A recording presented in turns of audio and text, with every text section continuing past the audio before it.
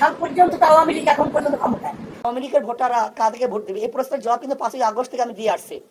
আমি বারবার বলেছি আওয়ামী লীগ যারা করে, আওয়ামী লীগ করার কারণে আপনার দেশের নাগরিকত্ব বাতিল করেননি, সরকার তো দেশের নাগরিকত্ব বাতিল করেনি, সে দলকে সে ব্যক্তি করছে, সরকার কি করছে, দল অবৈধ ঘোষণা করছে বা দল এখন কার্যক্রম বন্ধ করছে, নিষেধাজ্ঞা জারি করছে, কিন্তু তাদের তো নাগরিকত্ব বাতিল করেনি।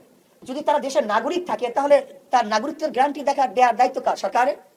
যদি তার বিরুদ্ধে কেস না থাকে, মামলা না থাকে, তাহলে তার নাগরিকত্বের দায়িত্ব, তাকে নিরাপত্তার দায়িত্ব তো সরকারের। কাজে অবশ্যই যাদের বিরুদ্ধে কেস নাই, যারা অন্যায় করে না, অবিচার করে নাই, যদি সে নাগরিকত্ব বাতিল না হয়, তাহলে আমি মনে করবো অবশ্যই তার নাগরিকতার গ্যারান্টি এবং তাকে সুযোগ সুবিধা দেওয়ার দায়িত্ব সরকারের। নাম্বার 1। নাম্বার 2, আওয়ামী লীগের ভোটাররা কাকে ভোট দিবে? যাদের মাধ্যমে তারা নিরাপত্তা পাবে, জান মাল ইজ্জত, ব্যবসা বাণিজ্য নিরাপত্তা পাবে, তাদেরকে ভোট দিবে। আপনি তো বাংলাদেশের অন্যতম একজন ইসলামিক স্কলার, আর আপনি ইসলাম বাংলাদেশের সিনিয়র নায়েব আমির। আপনি যদি বলেছেন 5 এবং 6 আসন থেকে নির্বাচিত হন, এমপি নির্বাচিত হন, সেক্ষেত্রে আপনি আসলে এই জনগণকে কতটা সবাই দিতে পারবেন, যেহেতু আপনি সবাই তাকে বেশিটা সবাই। তখন তো আমার মূল কাজ হবে এইটাই। এখন যেরকম আমার মূল কাজ সফর, তখন তো মূল কাজ আমার এইটাই হবে। আপনি যদি নির্বাচিত হন তাহলে দেশের নারী এবং পিছিয়ে পড়া জনগোষ্ঠীর জন্য কি করবেন? আর গণমাধ্যমের সাথে আপনার একটা ভালো সম্পর্ক রয়েছে, গণমাধ্যমের দীর্ঘদিনের একটা দাবি রয়েছে সাংবাদিক সুরক্ষা, সেই সুরক্ষা আইনটিকে আপনাদের দল যদি ক্ষমতায় আসে তাহলে আপনারা বাস্তবায়ন করবেন কিনা? আর বরিশালে তো ইতিপূর্বে সদর 5-এ এবং বিএনপি প্রার্থী জয়লাভ করে, এই আসন আপনারা জয়লাভের ক্ষেত্রে কতটা প্রত্যাশা করেন? দেখেন, একটা হলো সুরক্ষা।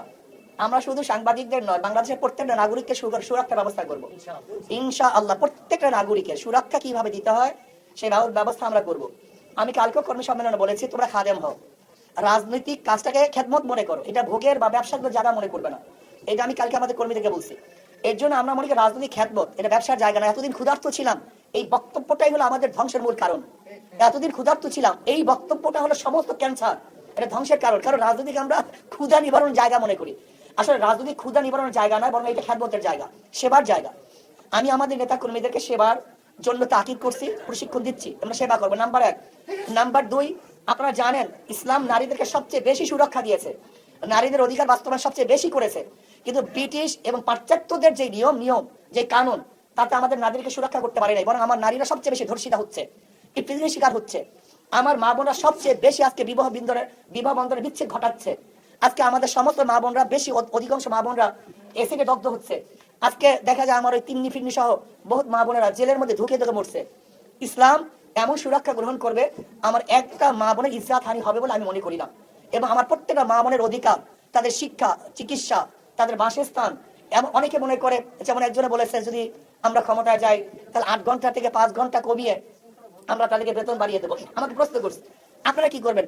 আমি বললাম আমি 8 ঘন্টা 5 ঘন্টা দূরের কথা, আমি এমন ব্যবস্থা করবো যে কোনো নারীকে চাকরি না করতে হয়, যদি প্রয়োজন না হয় আমি তাদের ঘরে টাকা পৌঁছাবো।